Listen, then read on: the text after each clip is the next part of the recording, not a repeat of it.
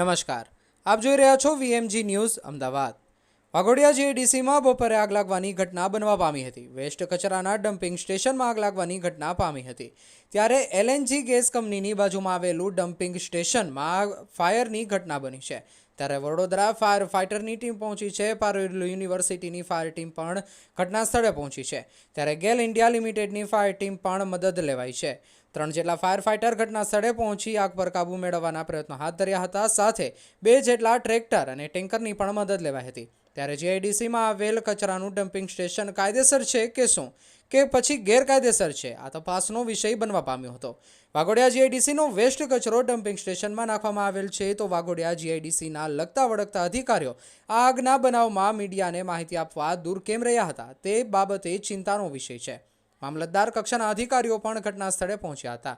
ગરમીના કારણે આગ લાગવાનું પ્રાથમિક તારણ જાણવા મળ્યું હતું। જ્યાં આગની ઘટના બની હતી તેની બિલકુલ બાજુમાં એલએનજી ગેસ બનાવતી કંપની પણ આવેલ છે। જો આ કંપનીમાં આગની અસર થઈ હોત તો મોટી દુર્ઘટના બની શકે તેમ હતું।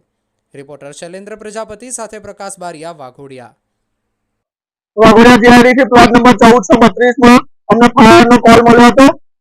4 વાગ્યાની અરાઉન્ડ અમે 4 ને 5 4:10 સુધીમાં કોલ પર આવ્યા અને અમારા ફાયરની ટીમે પારુલ યુનિવર્સિટીના ફાયર ટેન્ડર અમે ફાયર ફાઇટિંગ કન્ટિન્યુ કર્યું। અત્યાર સુધીમાં અમે છેલ્લા 4 વાગ્યાથી કન્ટિન્યુઅસ 5 કલ આઉટ લીધા છે અને ફાયર ફાઇટિંગ કન્ટિન્યુઅસ છે।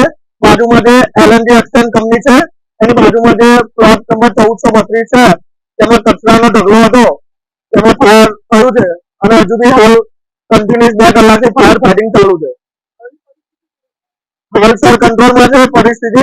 જેસીબીથી કચરાના ઢગલાને ખસેડવામાં આવે છે અને જોડે જોડે અમે ફાયર ફાઇટિંગના એપોલો છે ગેલ કંપની અને કોર્પોરેશનમાંથી જે ફાયર ટેન્ડર આવ્યું છે તે અત્યારે હાલમાં પાણી મારીને કુલિંગ કરવાનું કામ ચાલુ છે અને જેસીબી ખસેડવાનું કામ કરે છે। જો મે બી સંપર્કમાં આવતું તો ચાન્સીસ છે કે કોઈ મોટી હોનારત થતી, કેમ કે એલએનજી એક્સન ગેસ બનાવનારી કંપની છે, એટલે મોટી દુર્ઘટનાથી આપણે બચી ગયા છીએ।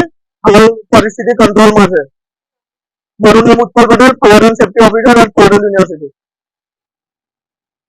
વધામણી બાદ કંટ્રોલ રૂમમાં અહીંયાથી કોલ મળતા પાણીગઢ ફાયર સ્ટેશનથી સ્ટાફ ને ગાડી સાથે રવાના થઈ તાત્કાલિક વાઘોડિયા જીઆઈડીસીમાં આગના સ્થળે આવીને એલએનજી કંપનીની બાજુમાં કચરાની અંદર આગ લાગેલી હતી, એની અત્યારે કામગીરી ચાલુ થઈ છે।